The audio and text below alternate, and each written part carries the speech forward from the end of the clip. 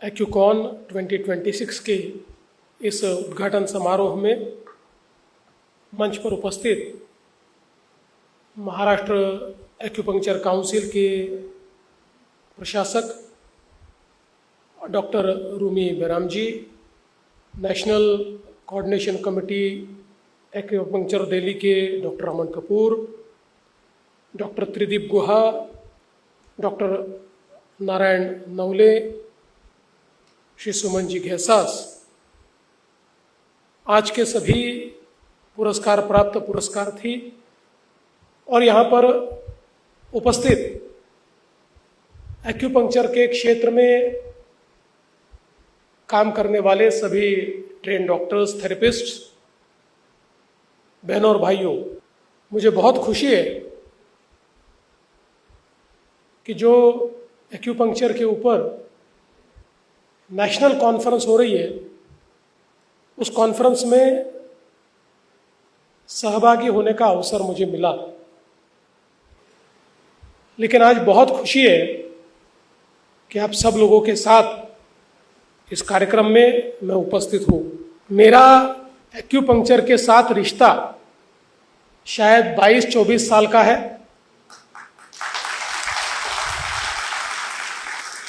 क्योंकि जिस समय मैं पीठ के बहुत ही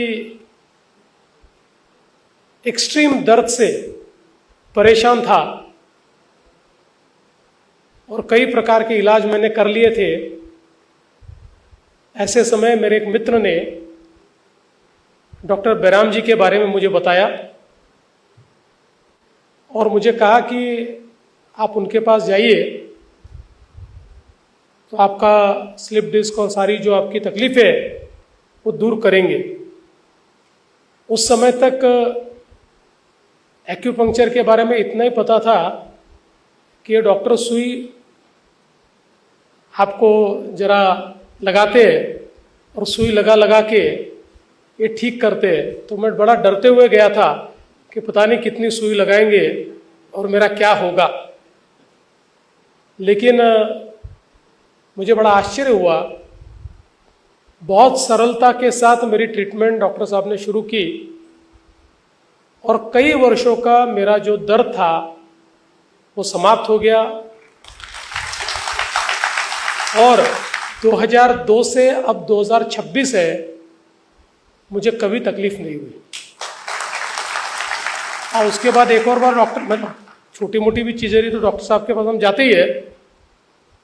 ऐसे एक बार मुझे फ्रोजन शोल्डर हुआ और वो एक्सट्रीम तक होने तक मैंने उसकी ओर ध्यान नहीं दिया और फिर जिस दिन हाथ सीधा ही नहीं हो रहा था, उस दिन डॉक्टर साहब के पास पहुंचा और डॉक्टर साहब ने पहले तो गाली दी कि इतने दिनों तक क्यों ये दर्द को तुमने सहा, मेरे पास आ जाते हैं, मुझे बुला लेते तो ये खत्म हो जाता।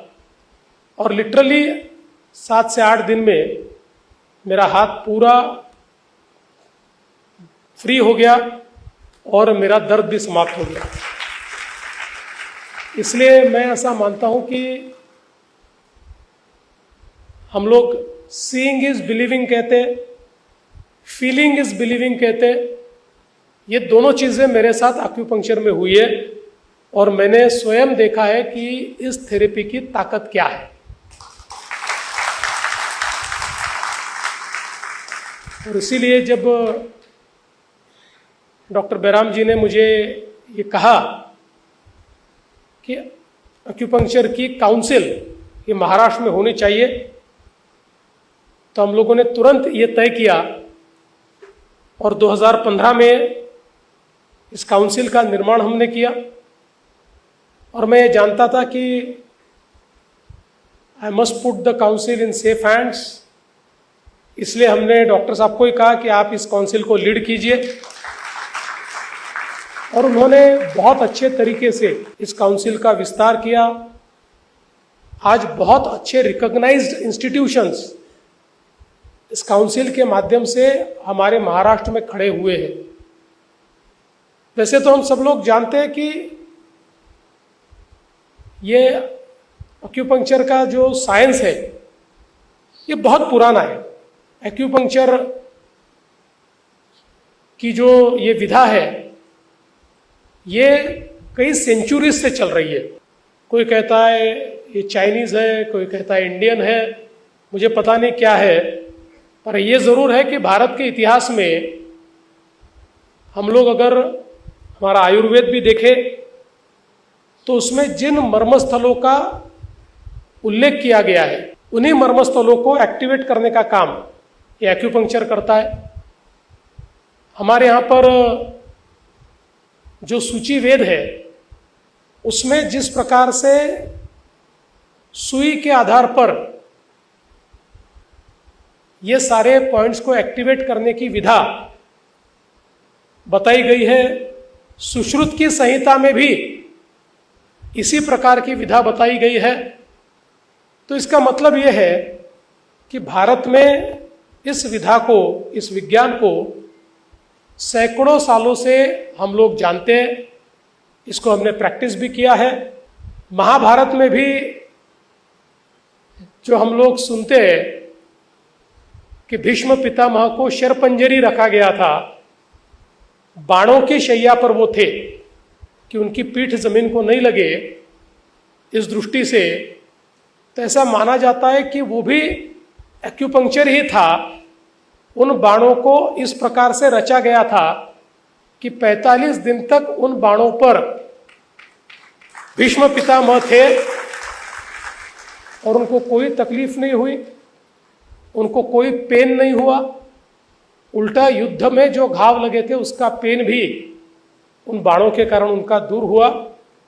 तो मुझे ऐसा लगता है कि एक बहुत ही वैज्ञानिक इस प्रकार की विधा जो शरीर के शास्त्र को जानती है, शरीर के उन मर्म बिंदुओं को जानती है जहां से शरीर के अलग अलग हिस्से एक्टिवेट होते हैं, और विशेष रूप से कई प्रकार की बीमारियां जिसमें मॉडर्न साइंस एक हद तक जाकर रुक जाता है और उसके बाद शायद व्यक्ति भगवान भरोसे या भाग्य भरोसे रुक जाता है। ऐसी भी कई चीजों को रिवर्स करने का या उसको रोकने का या उसमें एक्टिवेशन लाने का काम एक्यूपंक्चर के माध्यम से किया जा सकता है, ये हमने देखा है।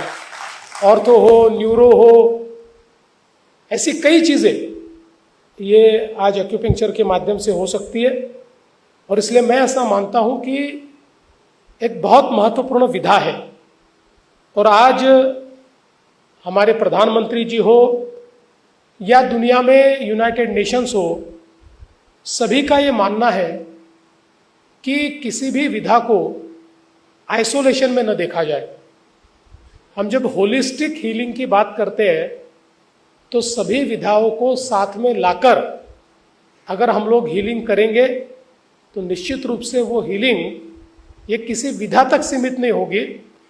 तो उसके केंद्र में पेशेंट होगा, उसके केंद्र में वो व्यक्ति होगा जिसको हमें एक प्रकार से अच्छा करना है, उसको राहत पहुंचानी है, उसको स्वास्थ्य देना है। और इसलिए मैं मानता हूं कि एक्यूपंक्चर जैसी ये विधा आज देश में बहुत ही महत्वपूर्ण है।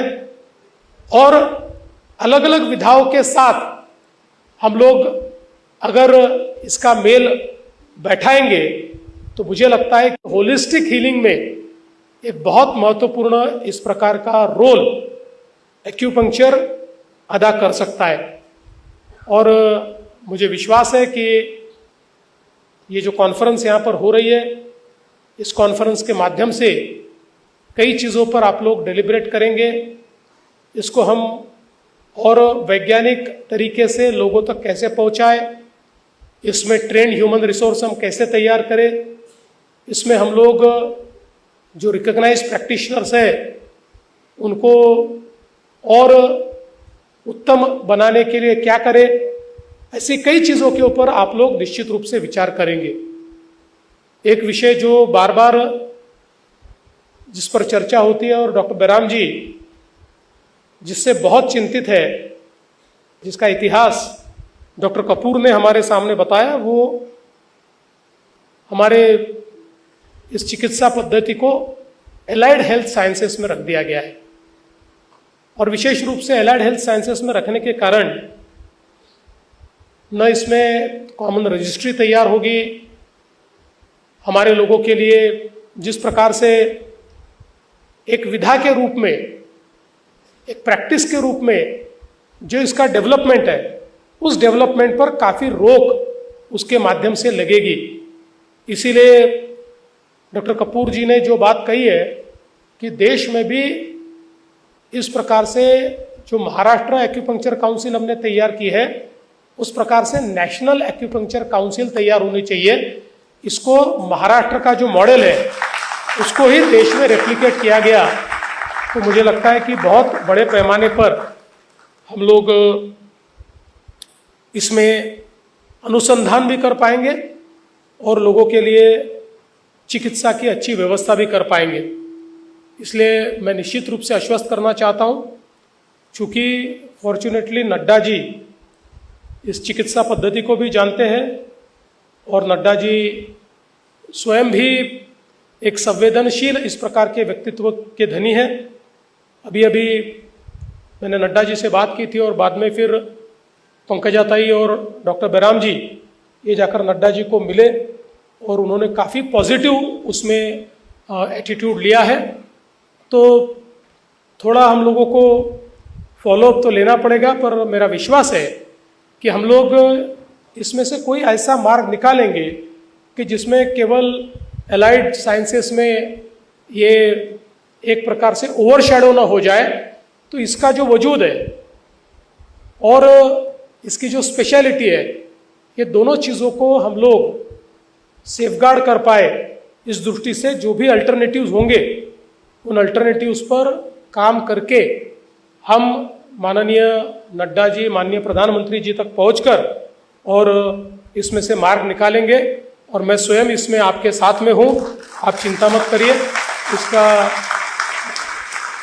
आप लोगों के एम्बेसडर के रूप में मैं इसमें ज़रूर काम करूँगा। मुझे बहुत खुशी है कि आपने इस नेशनल कॉन्फ्रेंस फॉर एक्यूपंक्चर एक्यूकॉन के लिए नागपुर को चुना। वैसे तो मैं महाराष्ट्र का मुख्यमंत्री हूँ, लेकिन नागपुर में जन्मा हूँ, नागपुर में पढ़ा हूँ और नागपुर से ही चुनकर आता हूँ। इसलिए नागपुर की इस धरा की ओर से यहाँ पधारे हुए सभी लोगों का मैं बहुत मन से स्वागत करता हूँ, अभिनंदन करता हूँ और आपकी ये कॉन्फ्रेंस बहुत सफल हो और आप सभी लोग यहाँ से कुछ न कुछ नई चीज़ें लेकर जाए, ऐसी शुभकामनाएं व्यक्त करते हुए अपने शब्दों को विराम देता हूँ। धन्यवाद। जय हिंद, जय महाराष्ट्र।